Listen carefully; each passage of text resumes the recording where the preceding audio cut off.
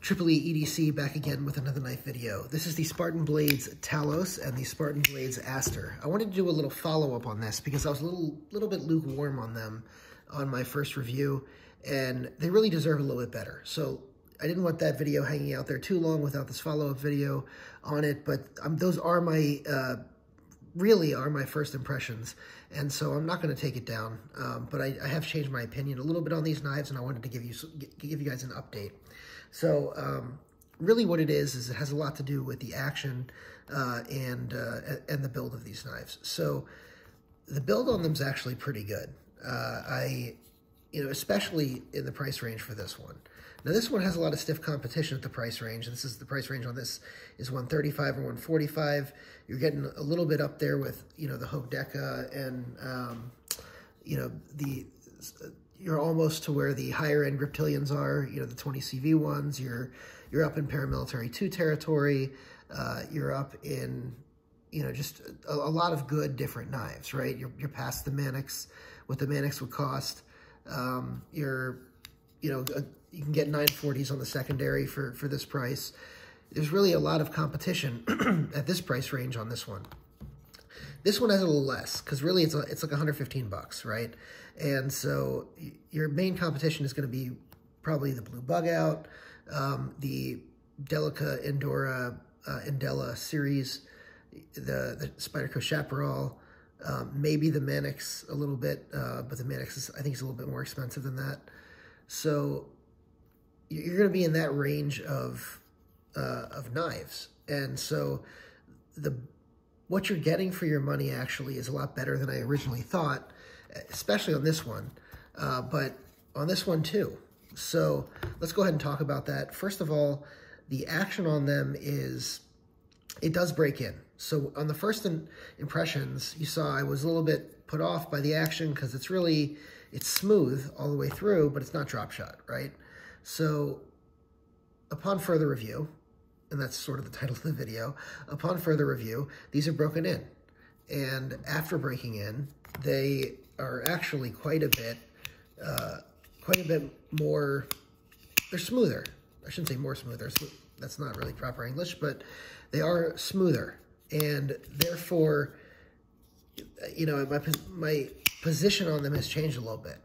Also, really especially on this one, so this one's sort of, it's a less George design. What you're paying for is a less George design in the mid 100 price range, okay? And it's good for that. CTS-XHP, it's carbon fiber /G10, a composite. It's got one full stainless steel liner, which means it's pretty solid, especially for the build here. It's a really good knife. And while this doesn't blow me out of the water, it is very solid for the price, and I can recommend it. Okay, so that's first of all that. This one is the one, honestly, I thought I wouldn't even like because you guys know I like larger knives more than smaller knives most of the time.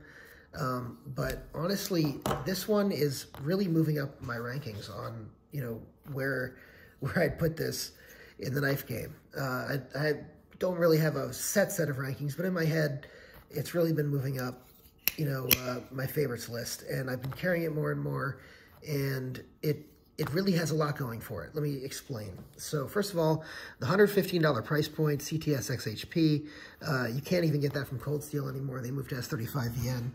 So there's not a whole lot out there with XHP other than, excuse me, maybe the Spyderco Chapparal.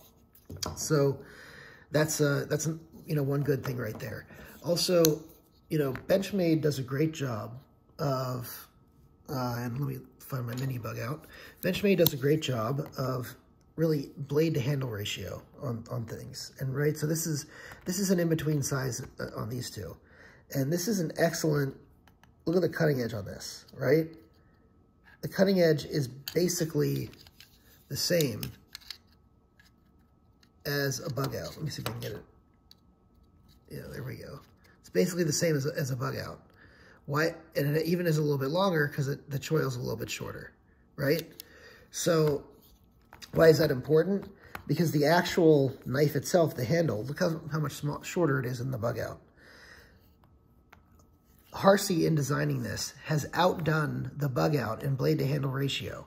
And the Bugout far outdoes the, Para 3 lightweight, which is what a lot of people like to compare it to in blade to handle ratio. So the fact that they packed more blade into this handle than the Bugout did it's amazing. It's an accomplishment. Not only that, but this is a really good blade shape.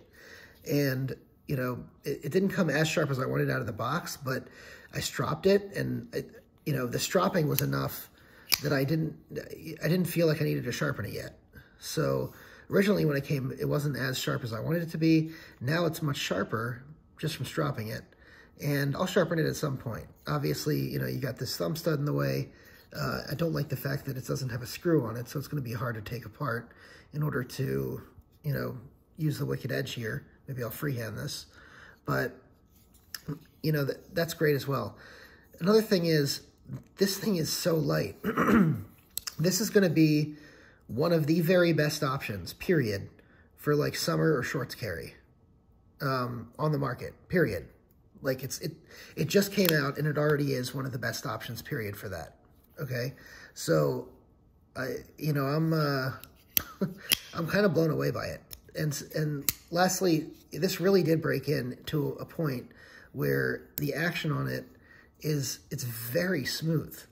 It's enjoyably smooth without being drop shot. See, it's not drop shot, but it's so enjoyably smooth the whole way out.